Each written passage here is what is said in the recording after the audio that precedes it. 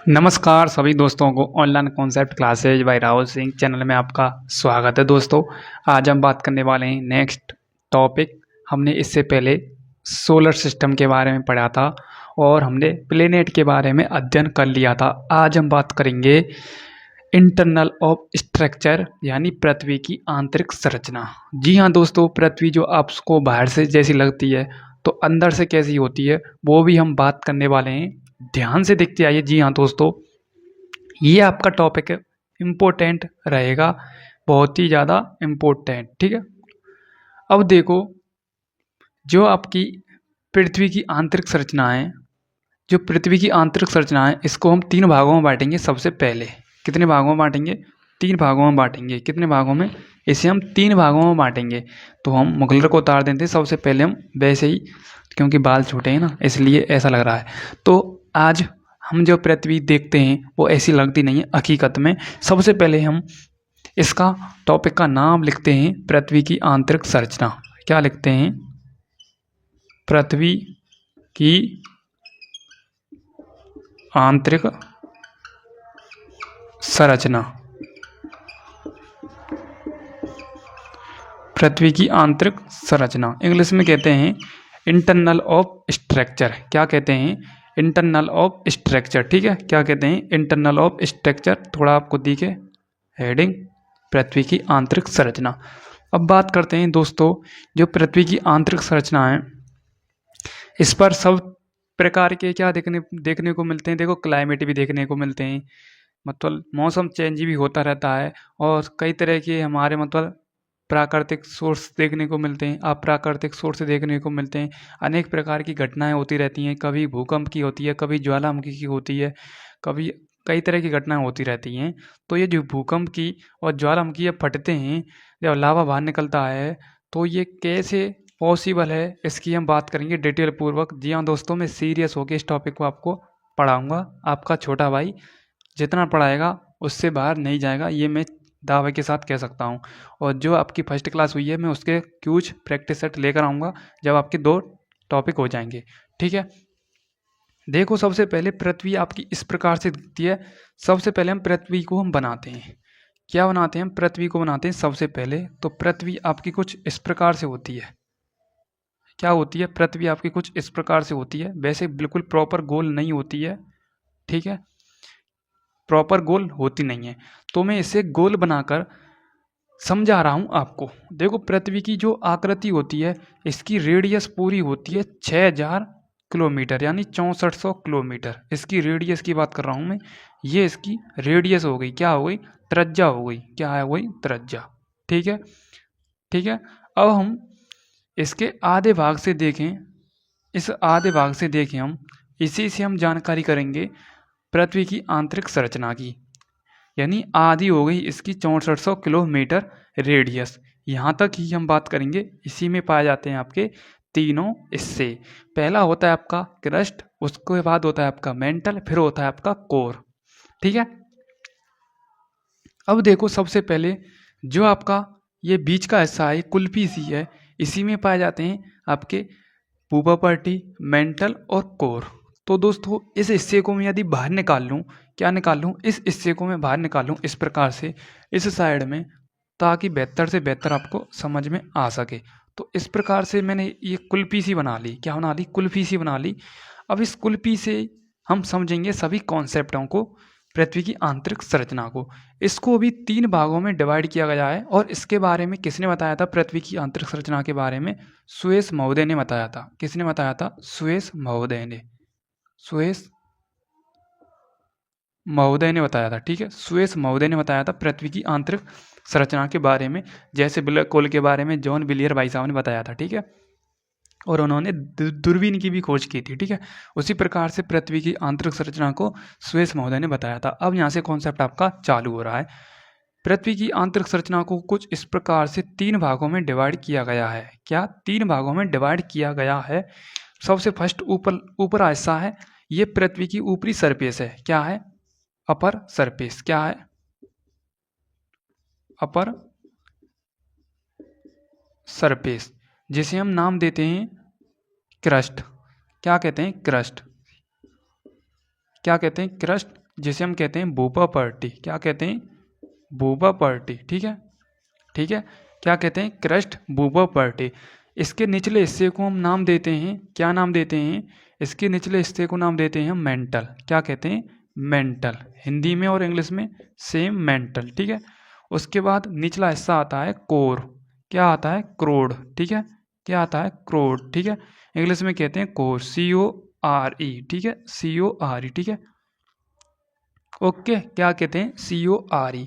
अब इन तीनों हिस्सों को अलग अलग, हर प्रत्येक हिस्से को दो दो भागों में अलग अलग डिवाइड किया गया है। जैसे आपका भूपा पर्टी है तो ऊपरी भूपा पर्टी और निचला भूपा पर्टी, उसके बाद निचला मेंटल, ऊपरी मेंटल, उसके बाद निचला क्रोड और ऊपरी क्रोड। ठीक है, इनको भी 3 भागों में अलग अलग डिवाइड किया गया है। किस प्रकार से, वो भी हम अलग अलग डिवाइड करते हैं। जैसे आपके मेंटल को भी 2 भागों में, मेरा मतलब भूपा पर्टी को भी 2 भागों में डिवाइड किया गया है इस प्रकार से। ठीक है, उसके बाद मेंटल को भी 2 भागों में डिवाइड किया गया है, मेंटल को भी 2 भागों में डिवाइड किया गया है, और क्रोड को भी 2 भागों में डिवाइड किया गया है। ठीक है, अब बात करते हैं, सबसे पहले इनके नामों को हम लिख लेते हैं। ये तो आपका पूरा हिस्सा क्या हो गया? भूपा पर्टी का हो गया। और ये आपका हो गया किसका? मेंटल का पूरा हिस्सा। ठीक है, मेंटल का हिस्सा कहाँ से लेके कहाँ तक है? मेंटल का हिस्सा यहाँ से चालू है, यहाँ तक है। ये है आपका मेंटल का हिस्सा। ठीक है, उसके बाद यहाँ से लेके यहाँ तक ये है कोर का हिस्सा, क्रोड का हिस्सा। ठीक है, और ये यहाँ ऊपर से लेकर यहाँ तक ये है भूपा पर्टी का हिस्सा। क्या है? भूपा पर्टी का हिस्सा। ठीक है, कोई दिक्कत? अब इनको अलग अलग 3 भागों में डिवाइड किया गया है। सबसे पहले हम कहेंगे, ये तो आपका हो गया इंग्लिश में, इसका नेम क्या हो गया? क्रस्ट। उसके बाद मेंटल, उसके बाद क्रोड यानी कोर हो गया। ठीक है, यानी केंद्र होता है जो निचला निचला। ठीक है, अब बात करते हैं आगे की तरफ। इसको भी अलग अलग डिवाइड में, अलग अलग भागों में डिवाइड किया गया है। भूपा पर्टी को नाम कहते हैं, जैसे ऊपरी हिस्सा है तो अपर क्रस्ट, UC लिख देता हूं मैं, UC। उसके बाद निचला है इसका लोअर क्रस्ट, लोअर क्रस्ट। उसके बाद मेंटल चालू हो गया तो अपर मेंटल और लोअर मेंटल। क्या हो गया? Lower mental. उसके बाद अपर कोर, अपर कोर, उसके बाद लोअर कोर। ठीक है, कोई दिक्कत नहीं होनी चाहिए, कोई दिक्कत नहीं होनी चाहिए। ठीक है, ये हो गया यहाँ तक आपका कॉन्सेप्ट क्लियर। अब बात करते हैं आगे की तरफ। जो आपका होता है भूपा पर्टी, इसका दूसरा नाम क्या है? इसे हम सियाल के नाम से भी जानते हैं, इसे हम सियाल के नाम से भी जानते हैं। क्या? सियाल के नाम से भी जानते हैं। यहाँ पर लिख देता हूँ मैं, इसे हम सियाल के नाम से भी जानते हैं। ठीक है, सियाल। सियाल किस किस से मिलकर बना होता है? ये बना होता है Si प्लस Al, यानी सिलिका प्लस एल्यूमिनियम से। ठीक है, पूछ सकता है एग्जामिनर, जो भूपा पर्टी का अन्य नाम है सियाल, उसमें कौन कौन से एलिमेंट पाए जाते हैं? तो ये पाए जाते हैं आपके सिलिकॉन प्लस एल्यूमिनियम। उसके बाद आपका आता है मेंटल। मेंटल को कहते हैं हम सीमा, पाकिस्तान वाली सीमा। ठीक है, ये होती है आपकी सिलिका प्लस में मैग्नीशियम। ठीक है, यानी सीते Si यानी सिलिका और माते मैग्नीशियम यानी Mg। लास्ट में L आ रहा तो एल्यूमिनियम, शुरू में C आ रहा तो Si। ठीक है, यह ऐसे ट्रिक आप गुना लेना। उसके बाद होता है ये नीफे, इसको हम नाम देते हैं नीफे, नीफे भी कहते हैं इसको। क्या कहते हैं? नीफे। जो बना होता है आपका Na प्लस में किससे? निकल प्लस में फेरस। ठीक है, P से। ठीक है, फेरस। F यानी P, मेरा मतलब इसका सिंबल मैं भूल रहा हूँ, मैं P से रिप्रेजेंट कर रहा हूँ इसको, फेरस से। ठीक है, वैसे PH लिख देती से मेरे हिसाब से, बट आपको निकल प्लस में फेरस, Fe, यहाँ निकल प्लस में Fe फेरस नहीं होता है, ये लोहा होता है। ठीक है, ठीक है, निकल प्लस में लोहा। ठीक है, तो ये इनके अन्य नेम है। अब इनमें सियाल, सियाल यानी Li, मेरा तो Si प्लस में एल्यूमिनियम। और मेंटल को कहते हैं हम सीमा, Si प्लस में मैग्नीशियम की मात्रा एलिमेंट होते हैं ये। क्रोड को कहते हैं हम नीफे, Ni प्लस में Fe यानी लोहा। ठीक है, ये इनकी मात्रा पाई जाती है। ठीक है, अब बात करते हैं आगे की तरफ। जो आपका होता है, सबसे फर्स्ट हम बात करते हैं किसकी, किसकी बात करते हैं? इसकी बात करते हैं हम, किसकी? भूपा पर्टी की। किसकी बात करते हैं? भूपा पर्टी की। ठीक है, इस इंग्लिश में कहते हैं क्रस्ट। क्या कहते हैं? क्रस्ट कहते हैं इसे इंग्लिश में। ठीक है, अब ये पृथ्वी का ऊपरी हिस्सा है। क्या है? यह पृथ्वी का क्या है, ऊपरी हिस्सा है। यह पृथ्वी का ऊपरी हिस्सा है। क्या है, यह पृथ्वी का ऊपरी हिस्सा है। क्या है, यह पृथ्वी का ऊपरी हिस्सा है। अब बात करते हैं आगे की तरफ, एक बार देखो, आगे मैं कंटिन्यू करता हूं।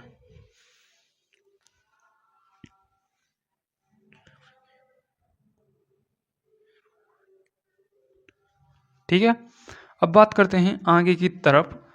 यह मतलब भूप्रपट्टी पृथ्वी का सबसे ऊपरी भाग है, ये आपको याद रखना है। अब बात करते हैं आगे की तरफ। भूप्रपट्टी की जो मोटाई होती है महाद्वीपों में और महासागरों में कितने किलोमीटर होती है, वो भी हम समझते हैं। देखो दोस्तों, सपोज ये आपका क्या है, समुद्र महाशय हैं। क्या है, समुद्र महाशय हैं। अपार मात्रा में पानी पाया जाता है, पता ही होगा आपको। ठीक है, ये समुद्र महाशय हैं। ठीक है, अब मैंने इसमें रख दिया किसी कॉन्टिनेंट को। किसको रख दिया, किसी, देखो एक होता है आपका महासागर, एक होता है कॉन्टिनेंट। मैंने किसी यहाँ पर कॉन्टिनेंट को रख दिया। ये आपका क्या है, कॉन्टिनेंट है, यानी क्या है, ये महाद्वीप है। क्या है, महाद्वीप। ठीक है, उसके बाद महासागर, तो महासागर में तो अपार मात्रा में पानी होता है, ये समझो ये महासागर है। क्या है, महासागर। क्या है, महासागर। जैसे आपका प्रशांत महासागर हुआ, हिंद महासागर हुआ, जो आधे आधे हिस्से को कवर कर चुके हैं किसके, एक समुद्र के, मतलब आधे आधे। जैसे हमारे कितने महासागर होते हैं, 5 महासागर होते हैं। ठीक है, अब इनमें से कोई सा महासागर समझो आप। अब आप बताओ इनमें से महाद्वीप बड़ा होगा या महासागर बड़ा होगा। ठीक है, तो गहराई कितनी ज़्यादा है किसकी, तो आप कहेंगे जो हमारा भूप्रपट्टी होता है इसमें महासागरों की और महाद्वीपों की कितनी गहराई होती है या कितनी मोटाई होती है, ये समझो आप। ठीक है, तो मैं आपके लिए बता देता हूँ महाद्वीप की कितनी होती है और महासागर की कितनी होती है, वो भी हम समझते हैं। ठीक है, एक मिनट, हमसे गलती तो नहीं हो रही, एक मिनट एक मिनट। ये महासागर है और ये महाद्वीप समझो। ठीक है, क्या, ये समझो आप महाद्वीप। ठीक है, क्या समझो, महाद्वीप। ठीक है, और ये समझो, एक मिनट, महाद्वीप तो मैंने लिखा ही है ना, ये समझो आप महासागर। ठीक है, और ये समझो आप महाद्वीप। ठीक है, अब देखो महासागर में होती है कितनी, जितना बड़ा नाम है उतनी ही इसकी कम मोटाई होगी, 5 किलोमीटर। क्या होगी, 5 किलोमीटर। और इसमें महाद्वीप में इसकी मोटाई होगी 30 किलोमीटर। ठीक है, पूछ सकता है एग्जामिनर कि जो हमारा भूप्रपट्टी का हिस्सा होता है इसमें महासागरों की मोटाई कितनी होती है और महाद्वीपों की मोटाई कितनी होती है। ठीक है, ठीक है, महासागरों की मोटाई लिख देता हूँ, भूप्रपट्टी में लिख देता हूँ। सबसे पहले भूप्रपट्टी में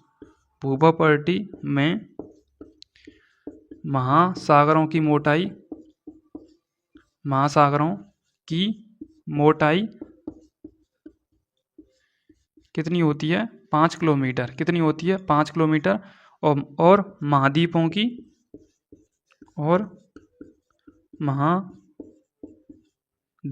की कितनी होती है, 30 किलोमीटर। कितनी होती है, 30 किलोमीटर।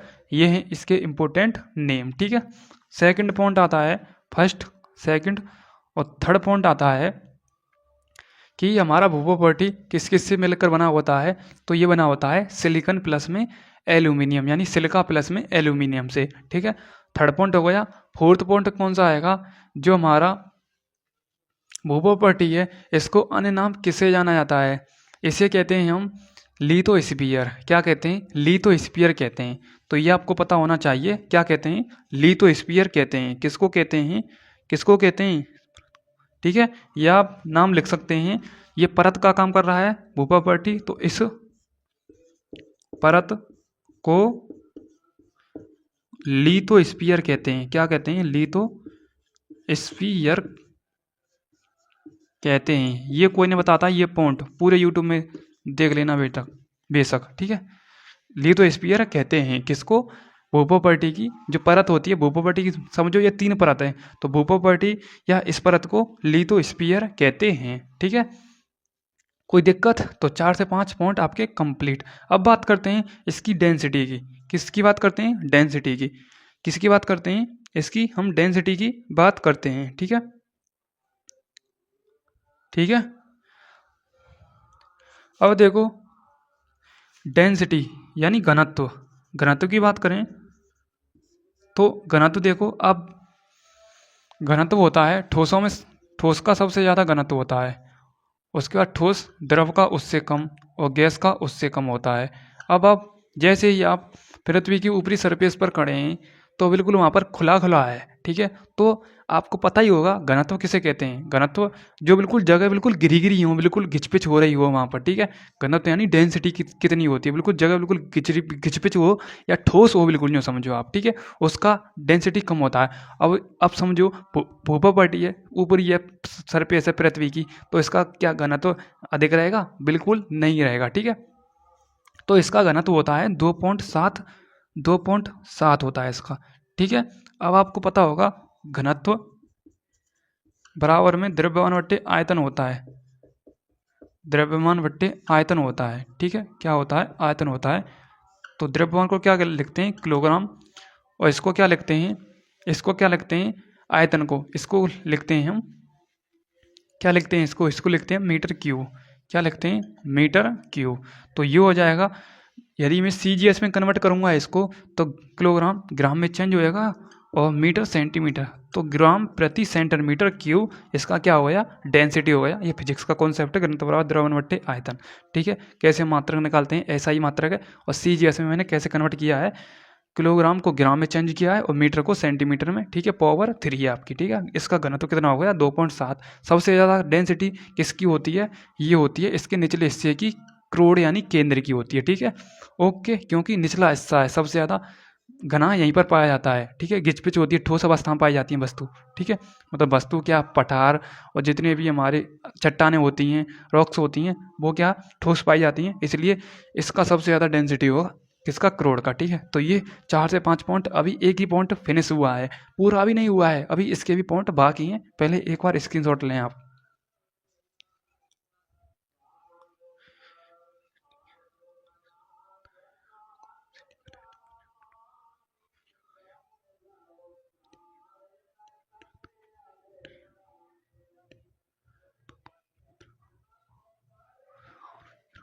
ठीक है, अब बात करते हैं इसमें जो तत्व पाए जाते हैं, तत्व पाए जाते हैं, एलिमेंट पाए जाते हैं, उसका अवरोही क्रम। इसमें पाए जाने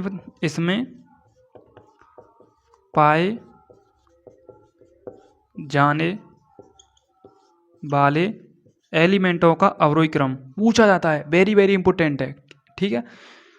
चाहे इनमें से नहीं पूछा जाएगा, बट ये क्वेश्चन 100% पूछा जाएगा। इसमें पाए जाने वाले तत्वों का अवरोही क्रम, अवरोही क्रम, ठीक है। सबसे पहले पाया जाता है आपका ऑक्सीजन। क्या पाया जाता है? सबसे फर्स्ट नंबर पर ऑक्सीजन, ठीक है। सबसे फर्स्ट नंबर पर आपका पाया जाता है ऑक्सीजन। फिर पाया जाता है सिलिकॉन। फिर पाया जाता है आपका एल्यूमिनियम।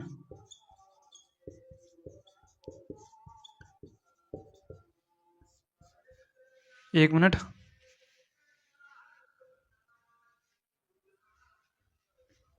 अवरोही क्रम, अवरोही क्रम में यहाँ पर लिख देता हूँ, ठीक है। यहाँ पर लिख देता हूँ, देखो अवरोही क्रम सबसे फर्स्ट पर आता है ऑक्सीजन,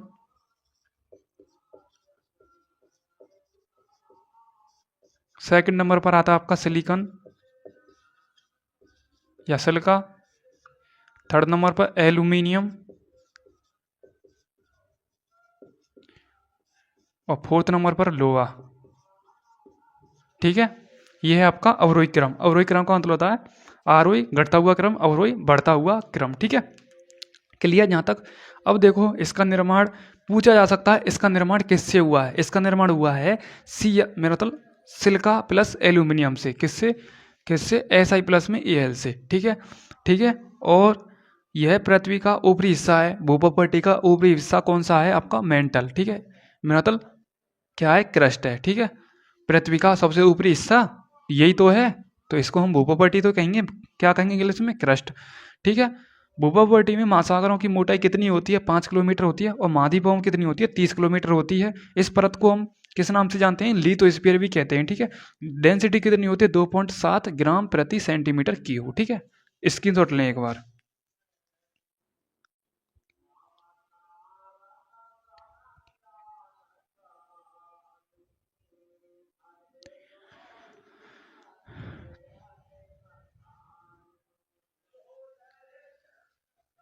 ठीक है, स्क्रीनशॉट ले लिया होगा। अब मैं इसको एक बार रफ करूंगा, फिर मैं आगे बताऊंगा दूसरे पॉइंट पर।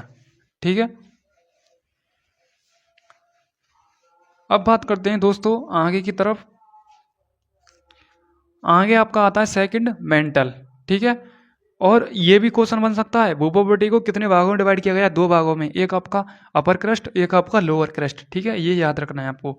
सेकंड है आपका मेंटल। मेंटल क्या है आपका? सेकंड पॉइंट है मेंटल। ठीक है, क्या है? मेंटल। ठीक है, ठीक है। अब देखो मेंटल क्या है। यह क्रस्ट के निचले भाग तो ये निचला हिस्सा है, तो ये तो हम लिख सकते हैं यह क्रस्ट के निचले या क्रस्ट के निचले भाग को मेंटल कहते हैं। क्रस्ट के निचले भाग को मेंटल कहते हैं। क्या कहते हैं? मेंटल। ठीक है, मेंटल कहते हैं, ये लिख लेना आप। ठीक है, बात करते हैं आयतन की, आयतन की और द्रव्यमान की। द्रव्यमान की और आयतन की। ठीक है, इनकी हम बात करते हैं। द्रव्यमान पाया जाता है इसका 83%, और इसका द्रव्यमान पाया जाता है, मेरा मतलब आयतन 83% और द्रव्यमान इसका 70%, मेरा मतलब 67%। ठीक है, ठीक है, 67 भाग किसका है? मेंटल का ही है। ठीक है, ठीक है, किसका है? मेंटल का है 67। इसका वॉल्यूम 83% है और इसका मास कितना है? 67%। ठीक है, ओके। इसका निर्माण किससे हुआ है? इसका निर्माण, चलो इसका निर्माण किससे हुआ है ये आपको पता होगा। सिलिका प्लस में मैग्नीशियम से हुआ है, SI प्लस में Mg, जिसे सीमा कहते हैं। सीमा कहते हैं। ठीक है, क्या कहते हैं? सीमा कहते हैं। ठीक है, क्या हो गया? इसका निर्माण सिलिका प्लस में मैग्नीशियम, यानी जिसे हम नाम देते हैं सीमा। ठीक है, पाकिस्तान वाली सीमा। ठीक है, सीरियस होकर पढ़ा रहा हूँ, ऐसी क्लास मेरा तो कम नहीं मिलेगी। आप देख लेना पृथ्वी की इंटरनल स्ट्रक्चर। अभी तो इसमें क्या है, अभी तो शुरुआत हुई है, यूँ समझो इसका 20% भाग हुआ है अभी तो, यूँ समझो 20 से 25% हुआ होगा। ठीक है, अभी तो मतलब 60% बाकी, यूँ समझो। ठीक है, इतना क्लियर। उसके बाद आगे बात करूँ मैं इसकी सेकंड पॉइंट की। अब देखो इस परत को हम किस नाम से जानते हैं? इस परत को हम नाम देते हैं एक, क्या नाम देते हैं? बैरोस्फीयर। क्या कहते हैं? बैरोस्फीयर। बैरोस्फीयर, जैसे लिथोस्फीयर था, बैरोस्फीयर क्या है? ये है इस परत का नाम। ठीक है, पूछ सकता है कि मेंटल को, मेंटल परत जो आपकी, इसे किस नाम से जानते हैं? तो बैरोस्फीयर उसमें दे रखा होगा, चार ऑप्शन दे रखे होंगे, लिथोस्फीयर, बैरोस्फीयर, उसके बाद पायरोस्फीयर। तो इसे किस नाम से जानते हैं? बैरोस्फीयर। ठीक है, उसके बाद नेक्स्ट पॉइंट आता है, इसका निर्माण किससे हुआ है? कौन सी चट्टानों से हुआ है? इसका निर्माण बेसाल्ट चट्टानों से हुआ है। इसका निर्माण बेसाल्ट चट्टानों से हुआ है। किससे? बेसाल्ट चट्टानों से, बेसाल्ट रॉक्स से। ठीक है, इसका निर्माण बेसाल्ट चट्टानों से हुआ है। किसका? मेंटल का। ठीक है, किसका हुआ है? मेंटल का। एक मिनट, आपको निचला पॉइंट तो दिख नहीं रहा है, चलो मैं दिखा देता हूँ। इसे थोड़ा हम पीछे कर देते हैं। हाँ, अब सही है। जो मैं मुँह से बोल रहा हूँ उसको ऐड करते हैं ना। मेंटल का निर्माण किससे हुआ है? बेसाल्ट चट्टानों से हुआ है। अब बैकग्राउंड थोड़ा बहुत इधर उधर का दिख रहा है, कोई दिक्कत नहीं है। ठीक है, ठीक है, इस परत को हम कहते हैं बैरोस्फीयर। ठीक है, इसका निर्माण सिलिका प्लस मैग्नीशियम, यानी जिसे हम सीमा नाम देते हैं। ठीक है, ओके। अब बात करते हैं, ठीक है, बात करते हैं आगे की तरफ, ठीक है।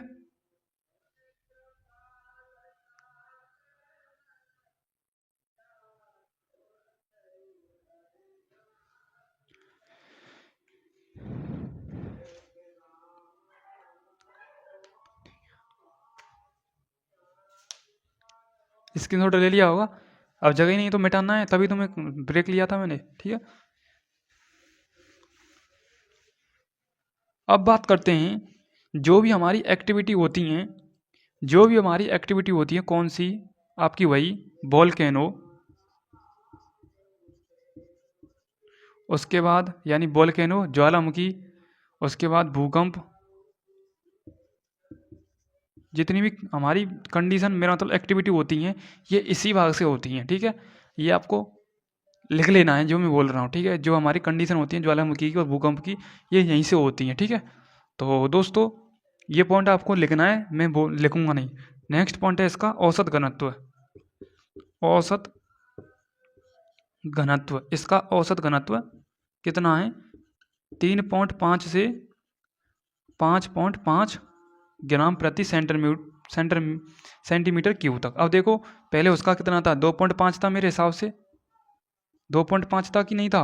अब बढ़ गया कि नहीं बढ़ गया, जैसे नीचे जाते जाएंगे डेंसिटी भी बढ़ती जाती है और प्रेशर भी बढ़ता जाता है, ठीक है। ये आपको पता होना चाहिए, ठीक है।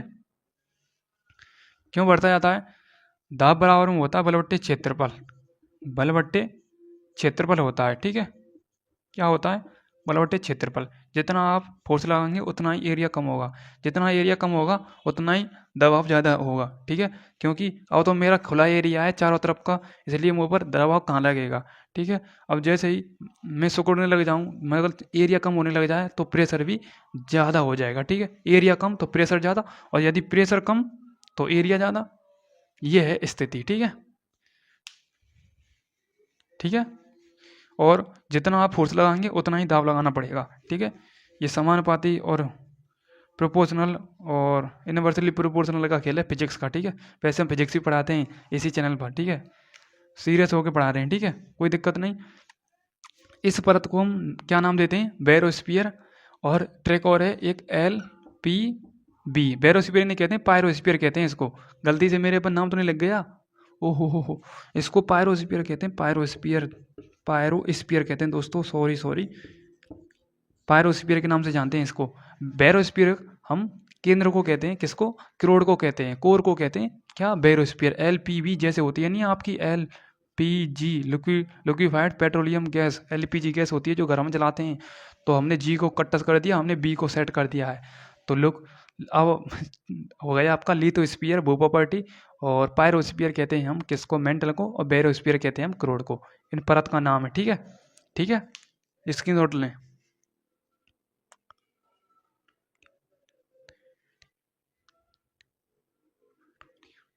ठीक है, और मेंटल को हम बाइट ऑफ द अर्थ के नाम से भी जानते हैं, बाइट ऑफ द अर्थ के नाम से, क्योंकि यहाँ पर एक्टिविटी होती रहती है, भूकंप और अत्याधिक, ठीक है।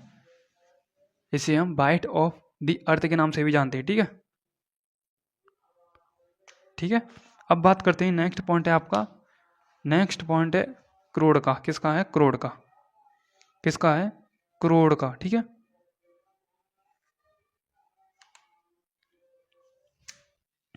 किसका है, करोड़ का, ठीक है। सबसे पहले किसका है, मेंटल से निचले भाग को क्या कहते हैं, करोड़ कहते हैं, ठीक है।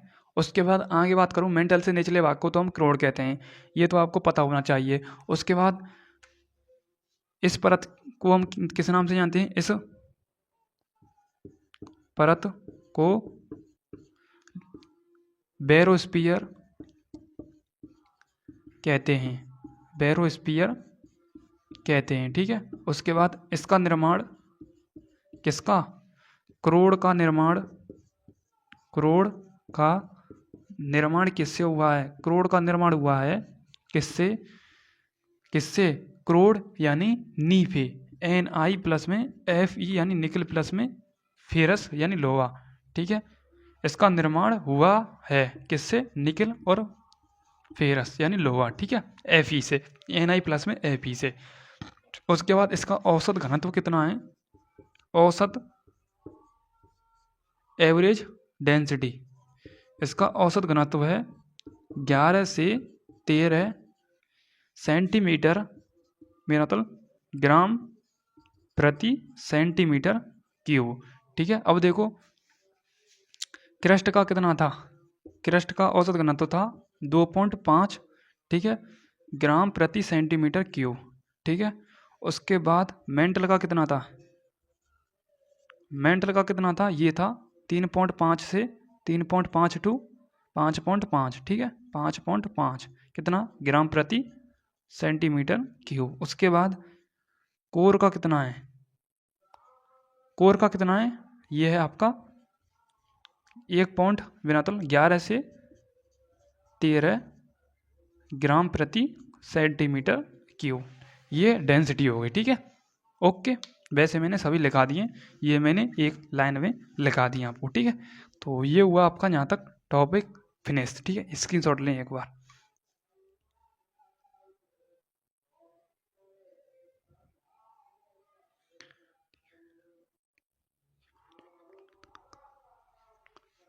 ठीक है, ठीक है, ओके। और एक और पॉइंट लिख लेना, ओ हो डेंसिटी तो हमने बता दी। वॉल्यूम, वॉल्यूम की बात करें, वॉल्यूम यह पृथ्वी का संपूर्ण आयतन का 16% भाग घेरता है। क्या करता है, 16% भाग घेरता है। ठीक है, सबसे ज़्यादा घेरता है मेंटल। ठीक है, मेंटल का कितना बताया था मैंने, 85 बताया था वॉल्यूम। ठीक है, क्या बताया था, 85, और 67 उसका मास बताया था। ठीक है, और डेंसिटी 3.5 से 5.5, सबसे ज़्यादा घेरता है आपका मेंटल। संपूर्ण पृथ्वी के आयतन को सबसे ज़्यादा मेंटल घेरता है। कौन घेरता है, मेंटल। ठीक है, ठीक है। अब देखो दोस्तों, यहाँ से आगे अब मैं बताऊंगा इम्पोर्टेंट बात। क्या बताऊंगा, इम्पोर्टेंट बात। अब ये बात कंप्लीट हो गई। ठीक है, अब देखो सबसे पहले जो मैंने इनको 6 भागों में बांटा है, 6 भागों में सबसे फर्स्ट है आपका क्या, प्रॉपर्टी। क्या है, इंग्लिश में कहते हैं इसे क्रस्ट। क्या कहते हैं, क्रस्ट। क्रस्ट को अपर क्रस्ट और लोअर क्रस्ट में बांटा है मैंने, अपर क्रस्ट प्लस में लोअर क्रस्ट। ठीक है, उसके बाद आता है आपका नेक्स्ट, नेक्स्ट आता है आपका मेंटल। मेंटल को मैंने अपर मेंटल लोअर मेंटल में बांटा है। अपर मेंटल, एक मिनट, अपर मेंटल प्लस में लोअर मेंटल। उसके बाद मैंने बांटा है किसको, क्रोड को, अपर क्रोड और लोअर क्रोड, अपर क्रोड प्लस में लोअर क्रोड। ठीक है, अब इनको हम क्या नाम से जानते हैं, किस नाम से जानते हैं, ये भी आपको पता होना चाहिए। देखो एक है आपका नाम है इनके, इसे हम कहते हैं कौने रोड, कौने रोड डिस्कंटिन्यूटी। ठीक है, यानी कौने रोड असंबद्धता। ठीक है, इसे हम कहते हैं मोहोबिक। क्या कहते हैं, मोहोबिक। क्या कहते हैं, मोहोबिक। ठीक है, क्या कहते हैं, मोहोबिक। ठीक है, उसके बाद इसे कहते हैं हम रेपिटो, रेपिटो, रेपिटो डिस्कंटिन्यूटी यानी असंबद्धता। इसे कहते हैं हम गुटेनबर्ग, किसको, लोअर मेंटल को, गुटेनबर्ग। इसे हम कहते हैं लेहमैन।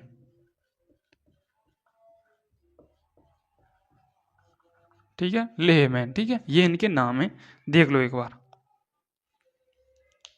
ठीक है, ठीक है, ये पूरी का नाम है अपर क्रस्ट और लोअर क्रस्ट का। ठीक है, क्या है, लेहमैन। ठीक है, अब बात करते हैं आगे की तरफ। देखो मैंने आपको बताया है जो आपका अपर क्रस्ट है इसे हम कहते हैं कॉनेरोड, लोअर क्रस्ट है मोहोबिक, अपर मेंटल को रेपिटो, लोअर मेंटल को गुटेनबर्ग, और यूसी प्लस एलसी यानी अपर क्रस्ट प्लस लोअर, मेरा मतलब अपर कोड क्रोड और लोअर क्रोड को हम कहते हैं लेहमैन। ये इनके नाम है। एग्जाम में पूछा जाएगा, क्वेश्चन दे रखा होगा, कैसे दे रखा होगा कि अपर मेंटल यानी अपर क्रोड प्लस लोअर क्रोड को किस नाम से जानते हैं, क्या नाम देते हैं, इसे कहते हैं हम लेहमैन। इस प्रकार के आपको नाम देखने को मिलेंगे, लेहमैन, गुटेनबर्ग, लेहमैन असंबद्ध था, गुटेनबर्ग, मोहोबिक असंबद्ध था। इस प्रकार के आपको नाम देखने को मिलेंगे किसमें, ऑप्शन में, जो आपके 4 ऑप्शन आएंगे। ठीक है, ठीक है, तो ये हो आपका टॉपिक। अब मैं आपको एक बार इसको रिपीट कराता हूँ। देखो दोस्तों, हमारी पृथ्वी की कुछ इस प्रकार से हमारी आकृति होती है, इस प्रकार की आकृति होती है हमारी पृथ्वी की। ठीक है, क्या होती है, एक मिनट, इस प्रकार की हमारी पृथ्वी की आकृति होती है। हम इसके रेडियस तक ही जा पाएँ, ठीक है। कोलारो प्रायद्वीप तक इसकी मेरे हिसाब से ड्रिल हो चुकी है, ठीक है। कोलारो प्रायद्वीप और मतलब 10 से 15 किलोमीटर तक इसकी ड्रिल पॉसिबल है, ठीक है। किसकी? पृथ्वी की यदि हम ड्रिल करें तो पूरी असंभव है, ठीक है। यदि इसकी रेडियस यहाँ तक इसकी रेडियस 6400 किलोमीटर है, 64 इंटू हम 2 करेंगे तो 128 आ गई कि नहीं आ गई? 128 कितनी बड़ी संख्या आ गई? कितनी हो गई? देखो 6400 इंटू 2 करेंगे तो 64 इंटू 2 128 और 4 जीरो। अब कितनी बड़ी संख्या हो गई ये? कितनी बड़ी संख्या हो गई? इकाई, दहाई, सैकड़ा, हज़ार, 10,000, लाख, 10 लाख, यानी 12 लाख तक पहुँच गई, ये समझो आप। मतलब इतनी किलोमीटर है इसकी, ठीक है, पूरी लंबाई की बात करें हम, ठीक है। ठीक है, तो ये तो इसकी रेडियस है, ये 6400 किलोमीटर, ठीक है। ओके, अब जो हमारा पृथ्वी की आंतरिक संरचना है इसको इस प्रकार से एक कुल्फी सी बनाई है। इस प्रकार से हमें वैज्ञानिकों ने, साइंटिस्टों ने जाना है कि कितने भागों में डिवाइड किया गया है। इसको भूप्रॉपर्टी मेंटल कोर यानी क्रस्ट मेंटल कोर में डिवाइड किया गया है। इनको अलग अलग नाम दिया गया। सियाल, सीमा, नीफे। सियाल SI प्लस एल्यूमिनियम से बना है और सीमा यानी मेंटल किससे बना है? सिलिका प्लस मैग्नीशियम से। और क्रोड किससे बना है? नीफे यानी Na प्लस में फेरस से बना, फेरस यानी लोहा, Fe समझो आप, ठीक है। उसके बाद इन्हीं 3 भागों को अलग अलग 2-2 भागों में डिवाइड किया गया है। जैसे अब क्रस्ट है तो क्रस्ट को एक ऊपरी क्रस्ट है, एक निचला क्रस्ट है, तो अपर क्रस्ट, लोअर क्रस्ट, उसके बाद निचला ऊपरा तीनों भागों को बांटा गया है, ठीक है। और अलग अलग जो मैंने पॉइंट लिखा है, भूप्रॉपर्टी की महासागरों में कितनी मोटाई है, महाद्वीपों में कितनी है, तो महासागरों में आपकी कितनी है 5 किलोमीटर है और महाद्वीपों में कितनी है 30 किलोमीटर है। और मैंने इसका डेंसिटी भी बताया है 2.5 ग्राम प्रति सेंटीमीटर क्यूब। इसके अध्ययन को हम क्या कहते हैं, या इस परत को हम किस नाम से जानते हैं? इसे हम कहते हैं लिथोस्फीयर, ठीक है। उसके बाद इस परत का निर्माण किससे हुआ है? इस परत का निर्माण हुआ है Cl प्लस एल्यूमिनियम से, यानी सिलिका प्लस एल्यूमिनियम से।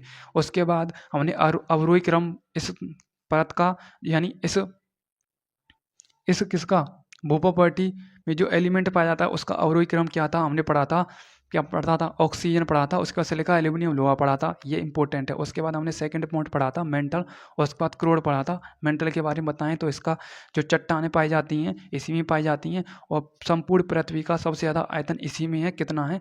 83 से 85 के समथिंग है, ठीक है। उसके बाद इसका मास है वो कितना है? 67 है। और इसके हम घनत्व की बात करें तो 3.5 से 5.5 है। उसके बाद इसका निर्माण किससे हुआ है? इसका निर्माण हुआ है सिलिका प्लस में मैग्नीशियम से, यानी सीमा, ठीक है। उसके बाद इस परत को किस नाम से जानते हैं? इस परत को हम जानते हैं नाम से, किसको? पायरोस्फीयर के नाम से, ठीक है। और जो भी कंडीशन होती है भूकंप, ज्वालामुखी की, इसी किससे होती हैं? पार्ट से होती हैं, मेंटल के से, ठीक है। और मैंने क्रोड के बारे में बताया था, डेंसिटी कितनी होती है? 11 से 13। इसकी डेंसिटी होती है घनत्व ग्राम प्रति सेंटीमीटर क्यूब, ठीक है। और 16-17% ये संपूर्ण पृथ्वी के आयतन को घेरे हुए है, ठीक है। सबसे कम यही है, ठीक है। आपको मुझे बताना है जो हमारा भूप्रॉपर्टी है ये संपूर्ण पृथ्वी के कितने आयतन को घेरे हुए है, ये कमेंट बॉक्स में आपको लिखना है। ये आपका क्वेश्चन है। मिलता हूँ नेक्स्ट क्लास के साथ, क्वेश्चनों के साथ क्वेश्चन लेकर आऊँगा। तो thank you so much, love you all, जय हिंद। और क्लास कैसी लगी मुझे आप कमेंट में ज़रूर बताएं। Thank you so much, love you all, जय हिंद, जय भारत, नमस्कार।